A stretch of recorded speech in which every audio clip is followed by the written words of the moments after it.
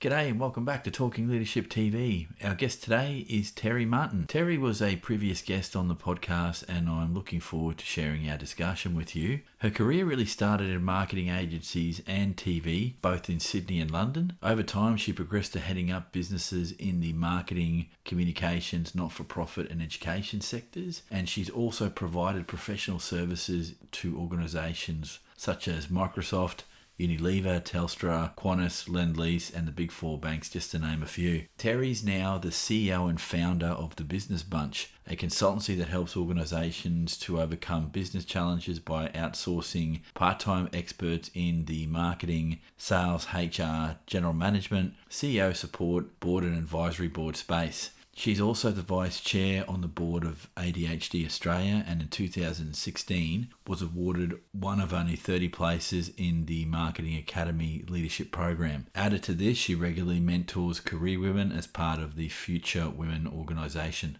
She's the proud mum of two amazing teenagers, so fully understands the joys and challenges of juggling parenthood with a fulfilling career. And as she stated, she wouldn't have that any other way. Thanks again for joining us. We focused our discussion on the differences between general managers and CEOs, as well as talking about a fully hybrid remote working situation and what that means from a leadership context, amongst other issues. As always, thanks again for joining me. If you like the content, please drop a like or subscribe. But as always, enough from me. I'll hand over to Terri.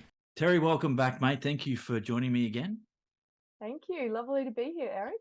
Mate, it's been 4 years between conversations and there's been a few things happening in your professional life that I'd love to chat about in the podcast. But first things first, so we've got two topic areas that I'd like to pick your brain on. The first being the difference in leadership when you move from a GM role to a CEO role. Now, in that space, I was of the delusional understanding that CEO and GM were interchangeable positions within a business. Why have I got that wrong? Look, I think because ultimately they're top leadership positions, and some businesses just have a GM, and some businesses have CEO, and some have both, and it can be confusing. And I know myself, especially if the business isn't huge, you might be thinking, why would I need a GM and a CEO? So I've been a CEO for about 15 years, and now I've stepped into a role. I've been a GM for 15 years, and I've now stepped into a role that's CEO. They are actually very, very different. So ultimately, a CEO is visionary. So they're always looking forward, looking at the next challenge, looking at, the eye is on the future, trying to work out what needs to happen and how they're going to get there. A lot of CEOs then aren't always particularly great at the operational. So taking that vision and then going, okay, so what steps do we need to take to actually get there? What team members do we need? Funding? What kind of operational setup do we need? And everything in between. Then perhaps not always that good at that. Whereas GMs actually that's their gig. They're operational. They're supposed to go, I know where we're going, but there's a million steps in between that, and I've actually got to make that happen. Now, don't get me wrong. Some CEOs are brilliant at operational, and some GMs are brilliant at visionary. But I think they are very different roles, and they do take different skill sets. And so, what I see a lot of is a lot of CEO and founders of businesses that have been operational, and they've grown their own businesses, and it's really hard work and it's a hard grind. But they get to a point where they almost, some of them don't know what they don't know next. And so, or they're not sure how to take that next move, or what steps are involved, or what kind of people to hire.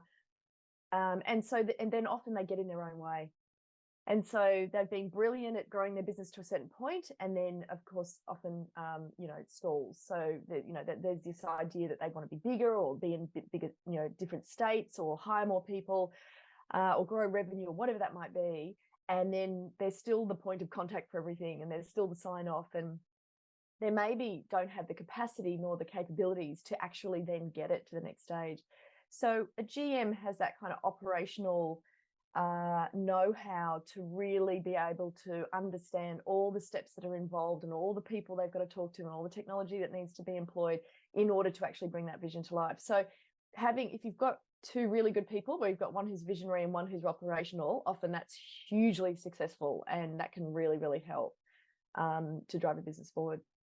So, and thank you for clearing that up. That makes a lot of sense. As you started rolling out the definition, what came in my mind is this is probably already being done with those of an entrepreneurial bent that may want to be entrepreneur, founder slash CEO, but don't have those operational skill sets. And look, many of the entrepreneurs that I've talked to will freely admit I'm crap at the detail, but I just want to work in that headspace looking forward. And I see the core difference. Now, in your travels, Terri, if I can be so bold, is the GM a good sounding board for the CEO within the business, being the most senior of the managers in the business, or is that the Rubicon that you don't cross if you're a CEO, that you leave your general manager to do the general manager stuff, and that at the CEO level you engage people like the Business Bunch or other organizations to provide tactical, strategic, sort of that foresight thinking that you might need? Well, what's your view there, mate? That's actually a really good question. So what you don't want is a visionary CEO saying, let's do X. And then you've got a GM going, but we can't because, and that's going to be too hard and that's going to be too expensive. Ultimately, though, you don't want the opposite, which is just a yes man who goes, yeah, we'll do it. And then it fails. It's a really, really fine balance where a really, really good GM would be able to go, listen, I'm going to take your idea and I'm going to work it to the best of my ability, but there may be some roadblocks and there may be some challenges. I will try to overcome them for you, but I'm going to let you know what they are and we'll work around them. And you might have to change your vision slightly, but don't worry, we'll still get to the end goal. And I think, it's a real trust thing. And a lot of CEOs aren't used to working with a GM. So that's why kind of our business is about placing people on a part-time or contract basis, so they can kind of get in there and go, hey, this is actually what you need. And these are the types of people, and we can kind of put it in place. And then we could step out. Maybe the CEO is okay managing it, or maybe the CEO then goes, actually, I do need someone like this full time. And then we can kind of help replace ourselves, if you like, and place someone in there. So I think it's got to be the right person. It's like, you never want to be the yes person. You never want to be the no person. You've got to be yep, I see where we're going. And you've got to trust me to get there. It may not be the path you'd take, CEO, but it will be the right one. So it's a definite balance. Does the size of the business matter? So why I ask this question is, if you think you need a GM on a part-time basis to build some foundational things, then getting somebody in for a short amount of time to do the GM stuff so you're freed up to do other things is important. But I think there's some learning there for the CEO that if you do really need an ongoing GM presence in the business, then there's going to be some advantages. And I've not played in that space or been involved in organizations where this is done. So I'll go back to the question, does the size of the business matter? It's going to matter, being blunt, it's going to matter from paying salaries, because a CEO and a GM, let's assume, would be on fairly substantial salaries. So the business needs to be able to carry that. I guess it really so that's going to be a absolutely key priority, is determining whether the business can afford both salaries and is happy to do so. And that's why sometimes that part-time contract offering is more exciting, because we're not taking a huge cut. You're actually, only offering that as a small amount. I think the other thing too is whether a CEO can really look at themselves and go, yeah, I am really not great at this part. And if I don't get the foundations right at this point, growth won't happen, or it will happen and it will totally fall apart. So what we see again is a lot of, patchwork, because that'll do, or we'll just do that, or I'm not really sure, let's just hire this person. Oh, that didn't work out because I don't really have experience in, let's say, HR or marketing. And it's okay for a bit, and then it starts to get wobbly, and then it's when you've really got this vision, right, this growth ambition, and then you find that actually it starts to all fall apart. That's that tipping point, I think, where if you haven't so I'm a huge believer in getting the foundations of a business right. Like, I truly believe that if you don't do that, it doesn't matter how wonderful a business person you are or what your vision is, it's at risk of falling apart. So it's about really recognizing that that's important to growth. is a little bit of taking a breather, looking at how we've got things. Have we got processes in place so that when we hire people, they know the way we do things?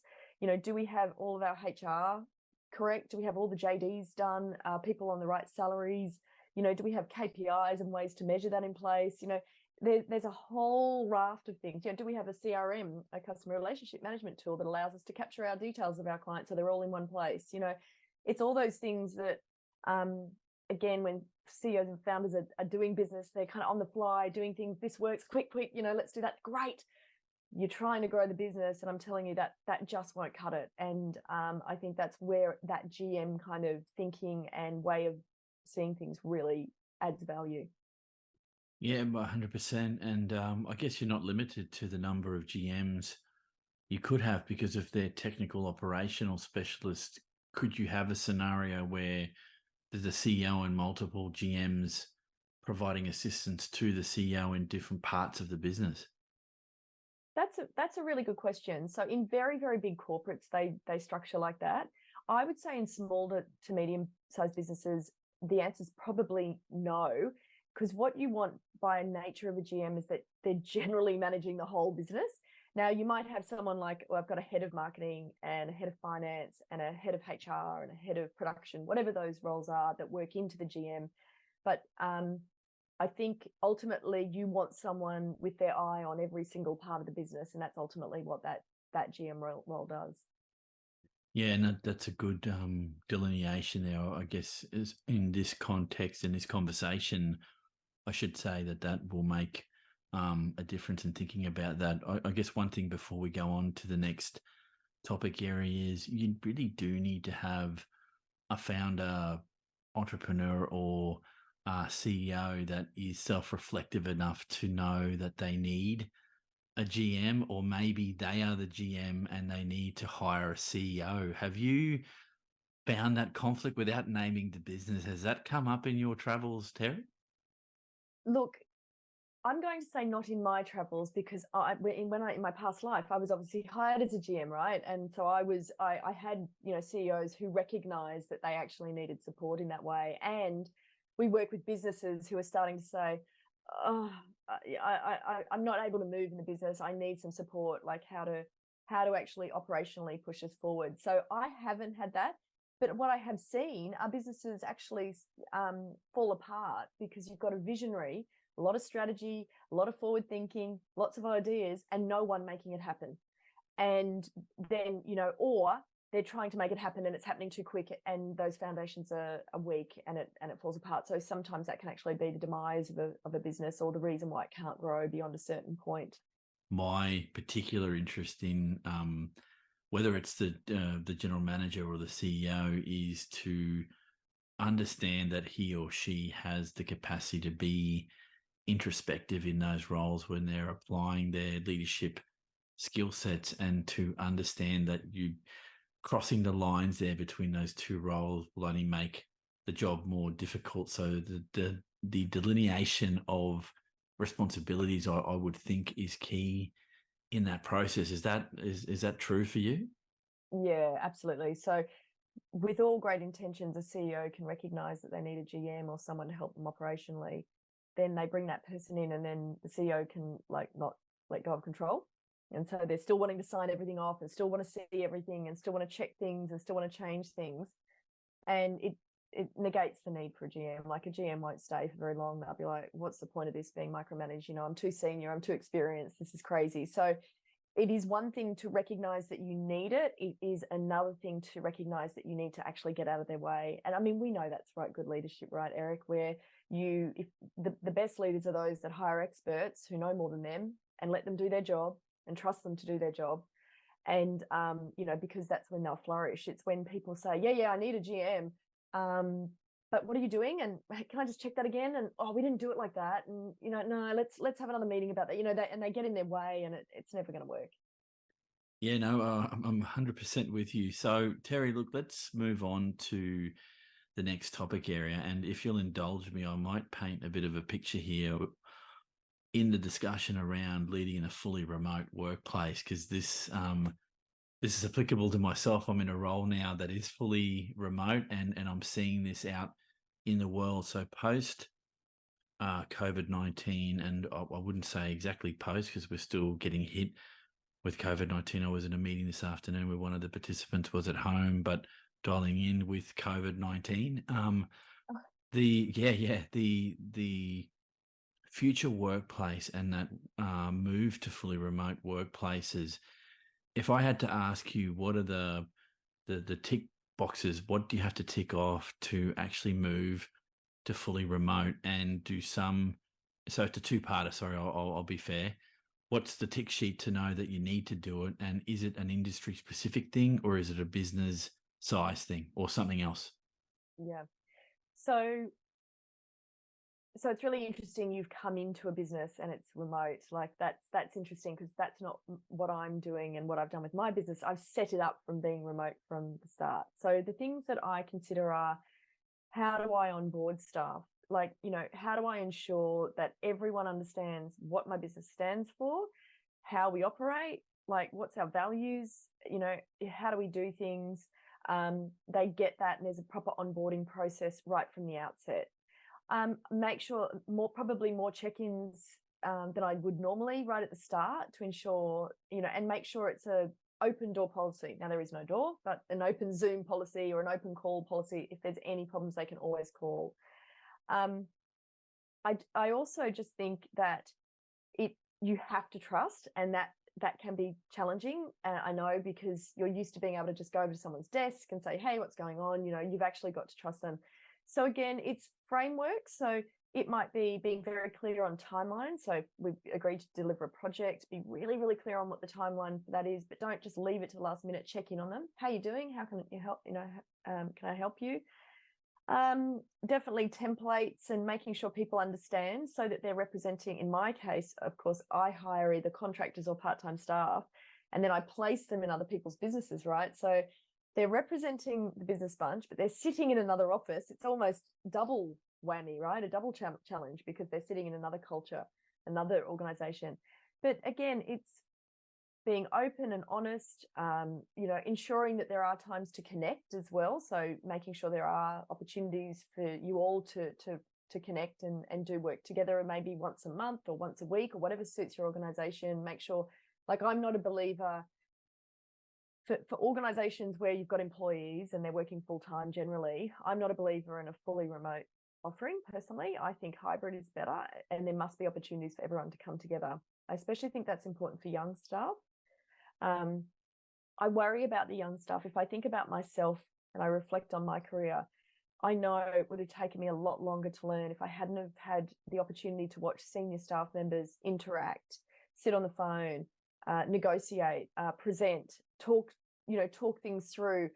When I was young, I was always watching, always trying to take it in. How are they doing it? What do I need to do there? Oh, okay, that's a good idea.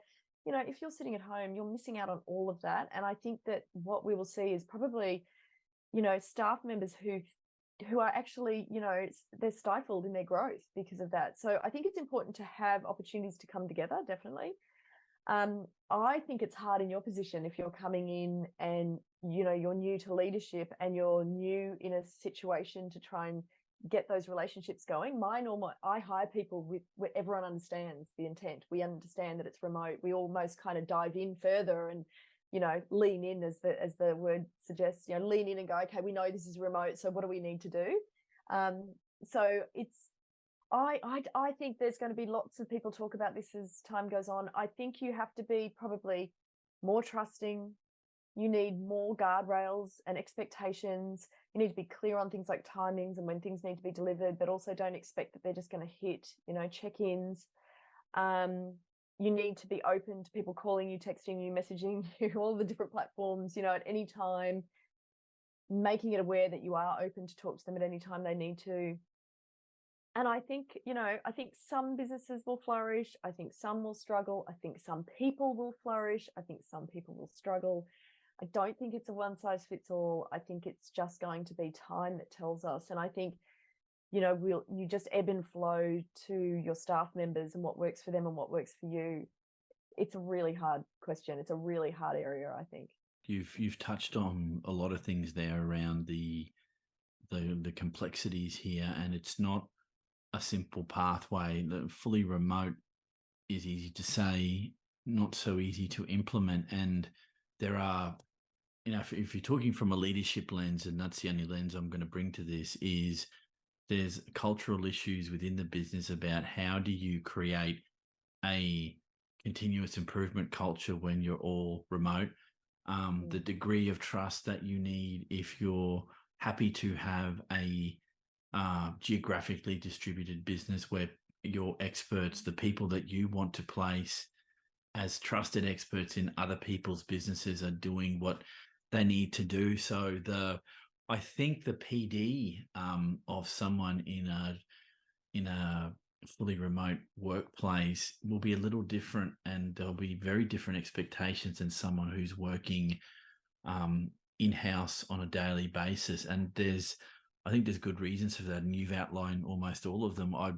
I think, though, one thing that people still haven't, I think, fully grasped yet is the long-term impact on generations of new leaders as they come through, let alone generations of staff, because the attractiveness of working remote for me was built on a previous role that I had where I was almost fully autonomous, but I was part of a structure, yet the geographic nature of the industry that I worked in kind of lended itself to it. And in this new role, same deal, but I think I've gotten used to it. And for me, and some will have a different view, and I think it's legitimate, extremely so, that I don't need other human beings to get motivated and to do the things I need to do. I don't need a team environment. I can thrive in those, and I understand why they're important. But for me, I'm only talking for me here, I can work by myself because I've hit a point in my career where I've got the professional chops to do what I need to do alone, and it will just get done. Whereas someone coming in new, and that real worry that you've got, which I share with you, is on the come up. If this had happened to me when I was in my 20s, I'd be real hesitant about the kinds of roles I would want to do. And I don't think industry by and large, and I get your view on this, not all businesses and not all businesses in certain industries will go fully remote because of the nature of their work. I think we're going to have everything from hybrid to traditional to something else in the middle. And I think that works as long as the people in those businesses want it to work. Is that fair call?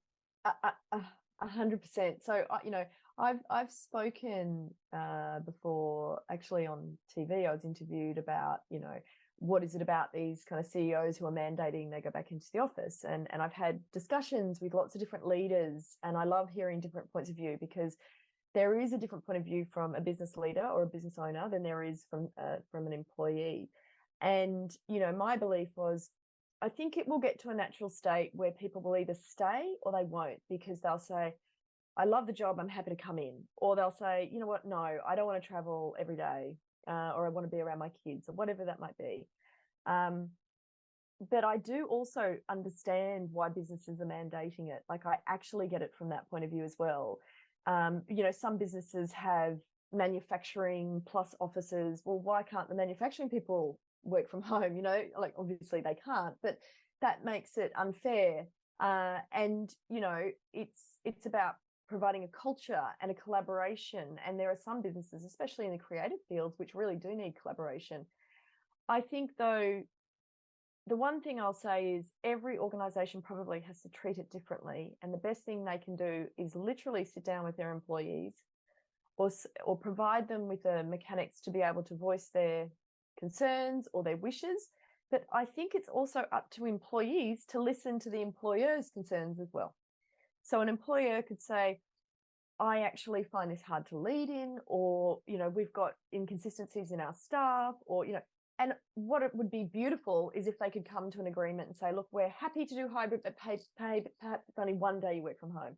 Or we're happy to come back in the office, but, can we leave an hour early? I don't know what those things are. Like, I personally think the old 9 to 5 thing is gone, or it should do. It's so old and antiquated.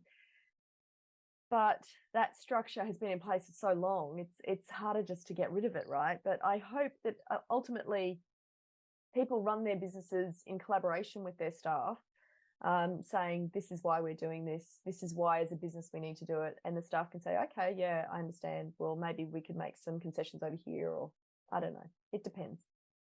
Yeah. So I mean, time will tell, right, Eric, with how all this pans out. People are every business is trying to work it through at the moment.